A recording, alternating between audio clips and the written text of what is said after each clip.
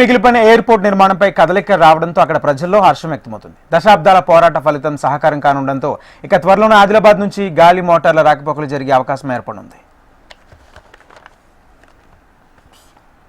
ఆదిలాబాద్ జిల్లా వాసుల దశాబ్దాల కళ నెరవేరబోతుంది. కేంద్ర రాష్ట్ర ప్రభుత్వాల మధ్య జరిగిన ఉత్తర ప్రత్యుత్తరాలతో విమానాశ్రయం ఏర్పాటుకు ముందడుగు పడింది.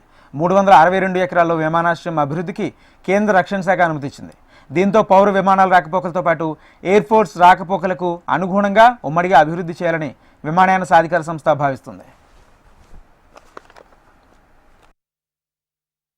మరి తెలంగాణ ప్రభుత్వం వచ్చిన తర్వాత కేసీఆర్ గారు మరి ఈ ప్రాజెక్ట్ని టేకప్ చేయాలి, కానీ బైసన్ పోలో అనే ల్యాండ్ మిలిటరీకి సంబంధించినటువంటి ల్యాండ్ని ఇవ్వట్లేదని చెప్పి ఆదిలాబాద్ నియోజకవర్గంలో ఆదిలాబాద్ జిల్లాలో ఉన్నటువంటి 369 ఎకరాలతో పాటు వికారాబాద్ దగ్గర ఉన్నటువంటి అనంతగిరి హిల్స్లో ఉన్నటువంటి 2000 ఎకరాలను కూడా మరి డిఫెన్స్ వాళ్ళు మన మాట వినట్లేదు, మనం ఎందుకు వాళ్ళకి ఇవ్వాలి అని చెప్పి ఇవ్వకపోవడం వల్లే ఈరోజు మరి ఇంత డిలే జరిగింది.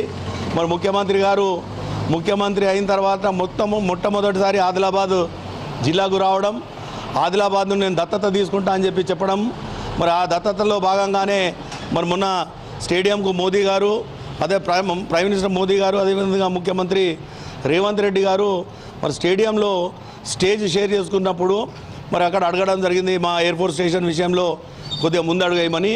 త్వరలోనే మరి ఎయిర్ ఫోర్స్ స్టేషన్ బదులు ఎయిర్పోర్ట్ అయ్యే అవకాశాలున్నాయి. ఎయిర్ ఫోర్స్ స్టేషన్ని కూడా మేము నిర్మిస్తాం, అది మా దాంట్లో భాగంగానే అని చెప్పి వాళ్ళు చెప్పడం అనేది మరి హర్షణీయం అనేటువంటి విషయం. అందుకని చెప్పి అతి త్వరలో ఎయిర్పోర్టు, ఆ తర్వాత దాని కంటిన్యూషన్లో మరి దేశంలో 42 ఎయిర్ ఫోర్స్ స్టేషన్స్ ఉంటే మనది 43 ఎయిర్ ఫోర్స్ స్టేషన్ అయ్యే అవకాశాలు ఉన్నాయని చెప్పి ముఖ్యమంత్రి గారికి గతంలో నేను చెప్పడం జరిగింది. ప్రస్తుతం రన్వేను అభివృద్ధి చేయడం, ఇతర మౌలిక సదుపాయాలను కల్పించడం, విమాన రాకపోకలకు అనుగుణంగా ఏర్పాట్లు చేయడానికి సంస్థ ముందుకొచ్చింది. రాష్ట్ర ప్రభుత్వంతో చర్చించి పూర్తి మార్గదర్శకాలు ఖరారు చేయాలని యోచిస్తుంది. నిజాం కాలంలో విమానాల రాకపోకలకు అనువుగా ఉన్న విమానాశ్రయం భాషా ప్రయుక్త రాష్ట్రాల ఏర్పాటు సమయంలో మరుగున పడింది. ప్రత్యేక రాష్ట్రం ఏర్పాటు కంటే ముందు 2013-2014లో విమానాశ్రయం ఏర్పాటుకు అనుగుణంగా అవసరమైన 1592 ఎకరాల భూమి సేకరించేలా గతంలో అధికారంలో ఉన్న కాంగ్రెస్ ప్రభుత్వం సర్వే చేసింది. 2014 మే 12న కేంద్రానికి నివేదిక ఇచ్చింది.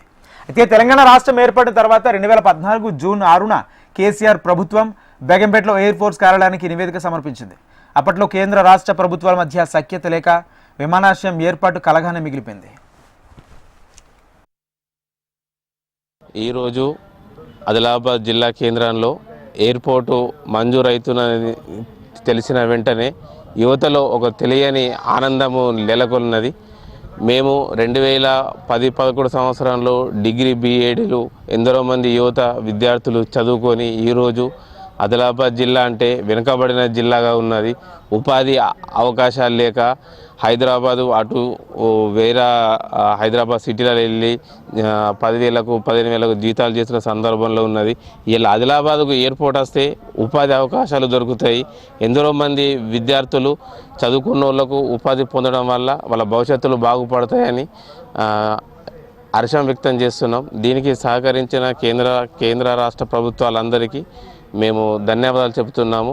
ఎయిర్పోర్టు మంజూరైతే గిన ఎందరో మంది యువతకు ఉపాధి అవకాశాలు లభిస్తాయని కోరుకుంటున్నాము. ఇది త్వరలో జరగాలని, దీనికి అందరి సహకారం ఉండాలని యువత ద్వారా మేము కోరుకుంటున్నాము.